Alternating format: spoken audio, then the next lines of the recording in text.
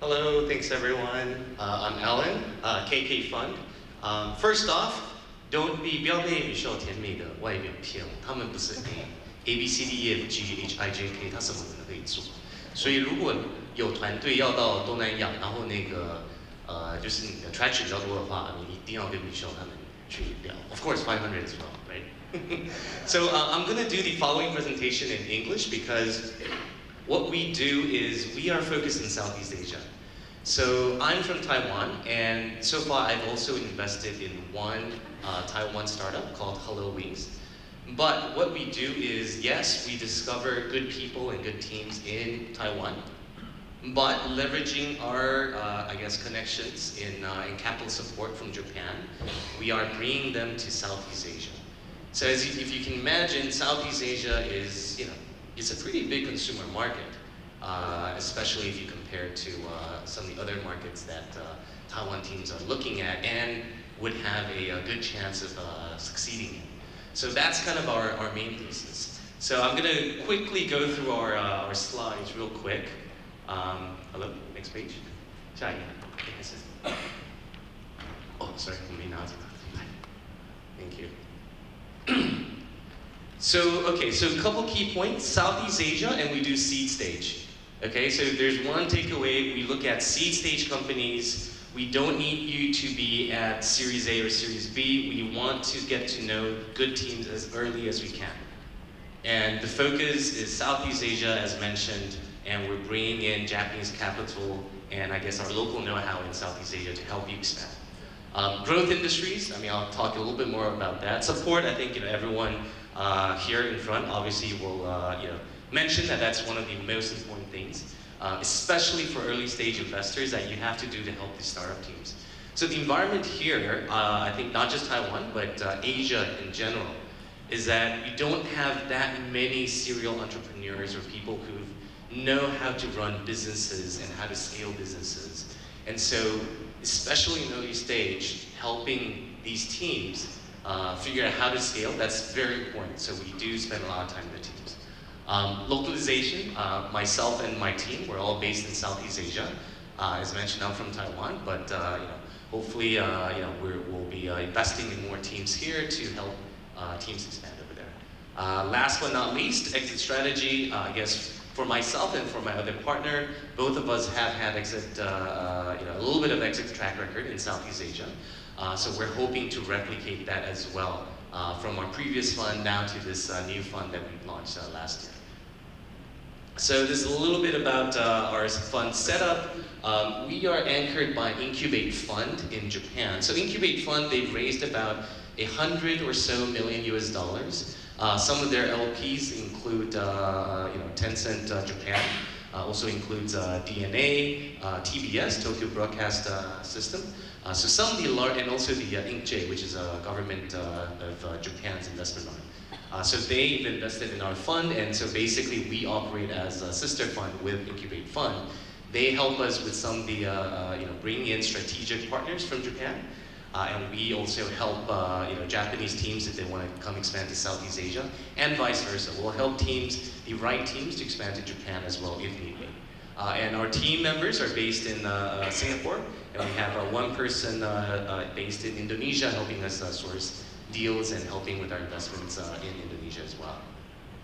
So these are our portfolio companies. We've since launched for about 1 year. We've invested in 13 companies, as mentioned.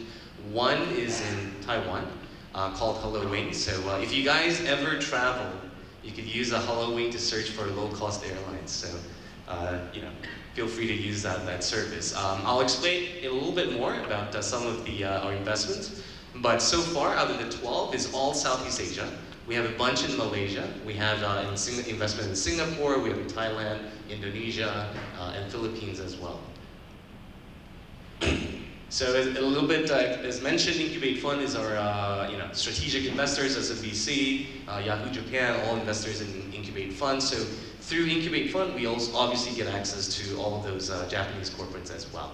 And we also have a partnership with Cradle, which is a Malaysian government-linked investment program to help support some of the teams in Malaysia. This one can skip to Investment policy, we look at Southeast Asia, seed state, Southeast Asia, Hong Kong, Taiwan. Our check size is 100K to 500K US. So this means, if you have an MVP, if you're trying out market validation, just starting out, I would love to talk to you, for those of you who are startups here, to explore how we can help you expand. So these are some of the, and then we have a couple investment themes I'll go into really quickly. One is online marketplace. We love online marketplaces. If you look at the trend in Southeast Asia, 4 or 5 years ago, it was e-commerce, right? So you have a lot of e-commerce companies coming up. I mean, recently big transaction was Lazada being sold to Alibaba in Southeast Asia. But as a seed stage investor, to go into e-commerce investment right now, I'm not so sure whether or not, at least for us, if that's the right approach. But we do like marketplace. And you can see there's so many different kinds of marketplaces, and I'm also seeing the same phenomenon happening in Taiwan. So hopefully, we'll be able to see even more interesting niche markets in some of these. Fintech. So everyone talks about fintech. If you go to Japan, you talk to all of the banks, everyone's talking about fintech, same as here, same as in Southeast Asia. In fact, yesterday, the government of Thailand just announced that they will be appointing a director for fintech, and they will be most likely following the sandbox regulation, which is the same as the one in Singapore and the same as in UK. So we're seeing the governments in Southeast Asia getting very aggressive in fintech. Not just Thailand, but last week I attended an event in Indonesia, whereas when the president of Indonesia also going to open up an annual Indonesian fintech event. So you can see all these governments paying a lot of attention to fintech, starting with regulations and trying to encourage the ecosystem.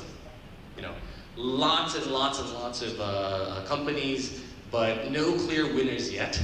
So I think in Southeast Asia, maybe one point to take note is that payment and so on and so forth, especially in countries outside of Singapore, is not as convenient as Taiwan. Taiwan, you can go to 7-Eleven. There's so many ways to pay. People use credit cards, but when you go to Southeast Asia, the situation is entirely different. And in Southeast Asia, there's a lot of people, I think there's an estimate, depending on the country, 60 to 70% of the population are unbanked. So they don't have a bank account. And that's really where everyone is trying to focus their attention on. So if you're a Taiwan company, if you have some interesting technology to help address the unbanked problem, please come to Southeast Asia. We'd love to talk to you.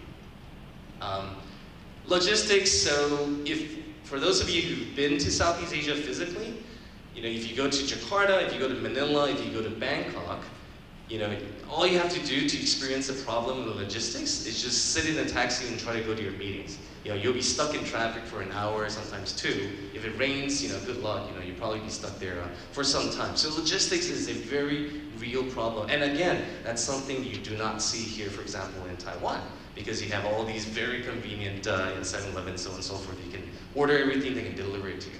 So I think one of the key is, if you are interested as a startup to come to Southeast Asia, you probably should experience Southeast Asia for yourself, so you can experience what the issue people are facing over there. Rather than thinking, sitting here and thinking and, reading a bunch of reports, oh, Southeast Asia, this. I mean, until you go there and really feel it for yourself, you're not going to know what the problems are that people face on a day-to-day basis. Let me skip through this. Again, logistics, Gojek, Grab, taxi, so on and so forth. I mean, they are unicorn, billion-dollar valuations already. So you can see how people value this type of transportation solutions in Southeast Asia. Again, perhaps very different compared to Taiwan, and I won't comment on any of that stuff. Last but not least, media and entertainment. Southeast Asia, population of 640 million or so right now, and still growing, very young population. What happens when people are starting to make money, they're moving from middle class and onwards and upwards, and everyone has a maybe not so smartphone, but they have a phone. What do? They want to be entertained. So again, I think Taiwan has a very good potential to attack the Southeast Asian market, because I think Taiwan may have some very good IP and content to leverage and expand to Southeast Asia. And one of our investors, and I'll share a little bit more, is a gaming company in Japan. So you can probably imagine why media entertainment would be quite interesting for us. So these are some of our new LPs. We're raising our fund too. One is Mistletoe. So this is an investment company by the younger brother of the founder of SoftBank Japan. So his name is Taizo Son. He's a very accomplished investor himself. But very lucky to have him on board as an LP. Sega, for those of you, I may be showing my age, but grow up playing Sonic the Hedgehog, that's a company that makes that game. Septeni, which is a large internet conglomerate in Japan. So these are some of our LPs that we'll be working with going forward. This one I'll probably skip. I mean, there are a lot of new funds in Southeast Asia. Everyone's looking at different stages. I'll just quickly skip through it. These are some of the unicorns that we're seeing already. A lot of growth examples, large exits as well. So Southeast Asia is actually a very, very active market. And I would strongly encourage those of you who have the ambition and who has the suitable business model to come explore Southeast Asia and to talk to people like me, Michelle, Norman, to see how we can be helpful. So that's it. Thank you.